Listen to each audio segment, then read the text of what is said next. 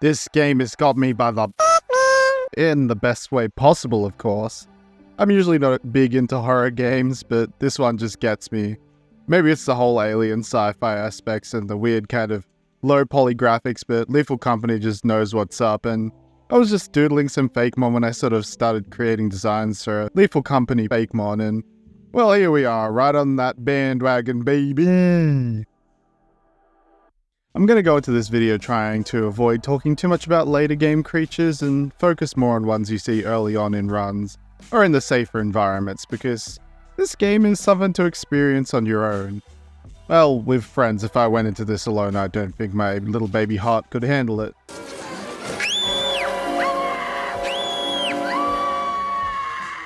Alright, strap yourselves in, we're going planet side, and get your flashlights out too, but most of all, be quiet for this next one, I think. Is that Pac-Man? So those eyeless dogs, huh? These little have the nerve to walk into the ship like they pay rent, and then give you the nibbling of a lifetime. Whenever I see them, I think of the Wolves Hunting Packs as Dragon's Dogma line, but this thing is both horrifying and interesting, and the reason why this little video even started in the first place. The interesting thing about low poly designs is that it's already quite simplified, the shapes are there, and so making a Pokemon out of it is a bit easier. I wanted this pose of it looking up above as if about to howl, although I moved the back legs away so its spine doesn't look so shattered. The teeth in the actual eyeless dogs are like sharp needles, so I thought it's apt to turn them into sort of a toothy grin like Galarian Meowth instead. The patterning on the eyeless dogs give off almost tiger stripes, so I followed suit in like a sick, jagged design that makes it look like some kind of old arcade floor. It's kind of funny that this almost has sort of xenomorph feelings to it, in Pokemon form I guess, but it is an alien after all. I named this one Canine, or combo of canine and the ironic I in the name sort of speaks for itself, and gave it the dark type because I feel like it didn't really have any other type that fit it quite so well.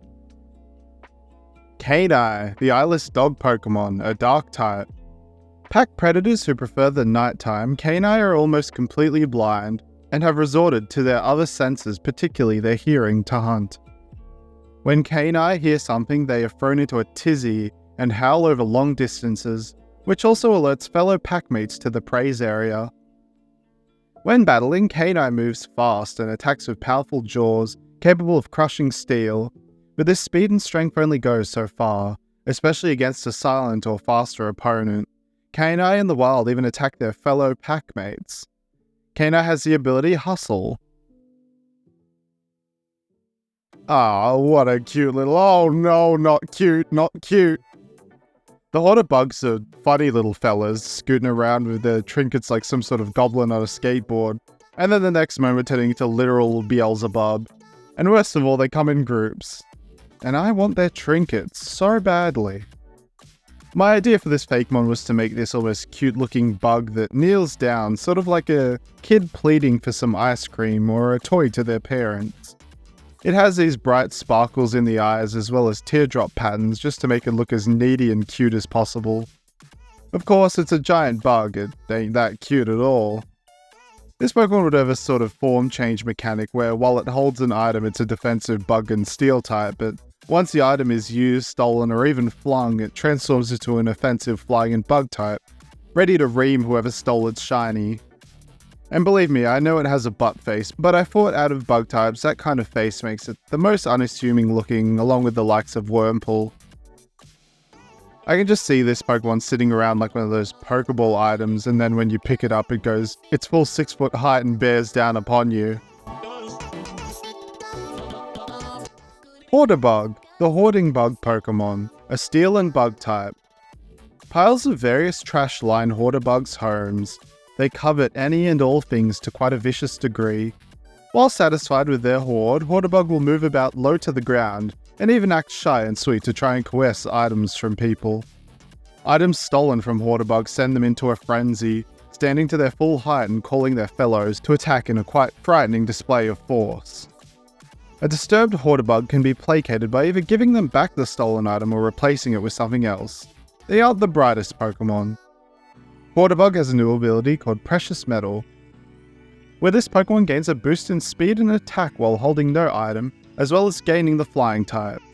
It gains the steel type and better defenses while holding an item instead.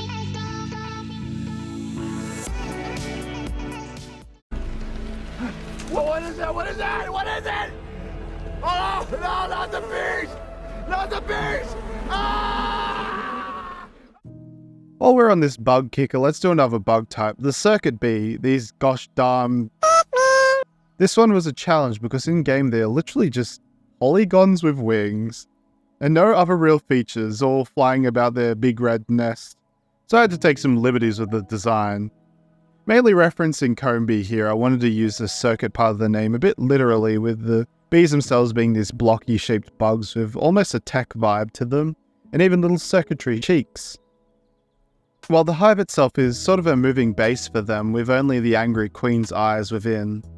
All of this connected by arcing electricity that allows them to communicate, and these ones are saying no talkie amangi.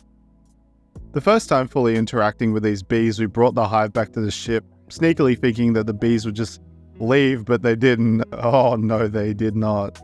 This led to me and another player dying trying to remove them again, and then the third player coming back to the dead and then also dying after bee removal attempts. These guys are the true villains of Lethal Company. High Rate, the Circuit Bee Pokemon, a bug and electric type. High Rate queens create hives in the jungle and get their subordinates to protect it with everything they have. Trying to get near a High Rate is looking for trouble. High Rate connect each other via a chain of electricity that allows them to send signals to each other and back to the hive. This tether can also shock anyone who walks between and becomes a massive shocking web with a large enough hive. High Rate hives sell for large amounts, so many have tried and failed to take one. High Rate soldiers hunt for the queen endlessly. The only escape is keeping indoors for a few days till they give up. High Rate have the abilities Berserk and Swarm.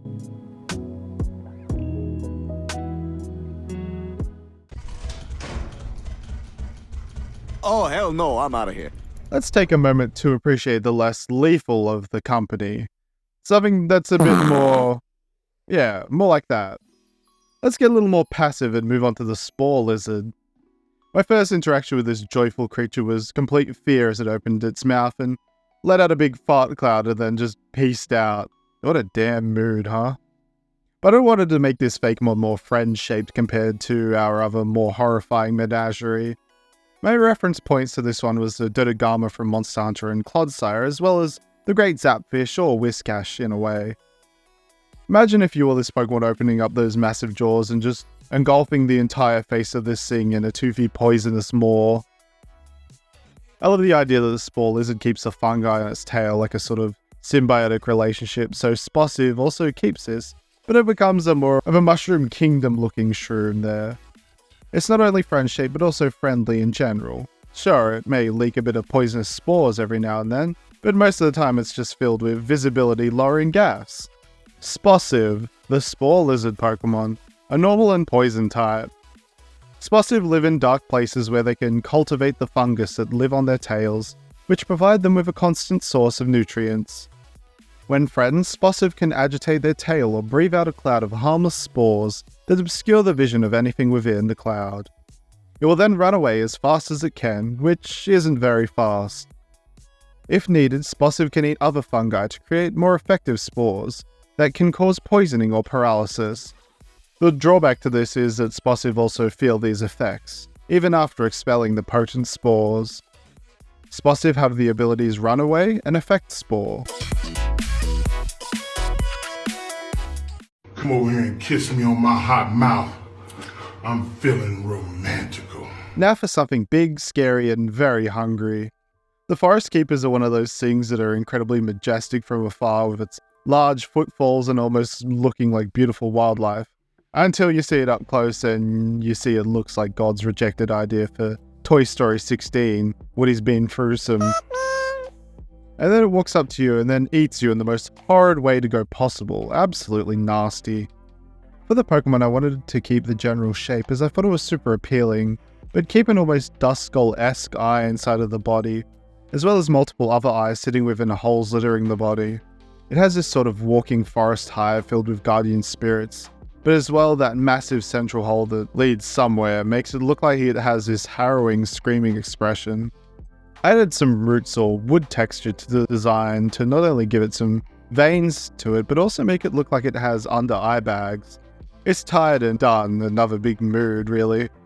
The lighting from below also just sells that absolutely horrifying look that the actual forest keeper also instills in us all. I tossed up between a few typings but ended up choosing grass ground as, of course, it's a forest keeper and also these things just rise from the ground to have a little employee snacky. Vogol, the forest keeper Pokemon, a grass and ground type. Dwelling beneath the ground in forests around the region of Vogol, who only arise when something it suspects is a threat to the forest. It has many eyes that allow it to see massive distances, and if it spots an intruder, will make a beeline for it. If you find yourself spotted via Vogol, get inside or hide and hope that it doesn't find you. It grabs what it finds in massive earthen fists and will then devour it whole. It seems that whatever it eats becomes stored energy that Vogol provides to the forest once it goes dormant underground. Vogol have the abilities Gluttony and a new ability called Veracity, where this Pokemon heals 20% of its max HP upon fainting an enemy Pokemon. And that's all I have for the video. This is sort of a bonus episode I wanted to put up, so don't expect 2 videos every week. I just don't have the power to do that normally. But what did you think of the video? Comment your thoughts down below and your lethal company experiences as well. And if you want to be a good employee and pass the quotas, like, subscribe, and share this video around or your is going into the void of space. Thanks so much for watching, and I'll see you next time.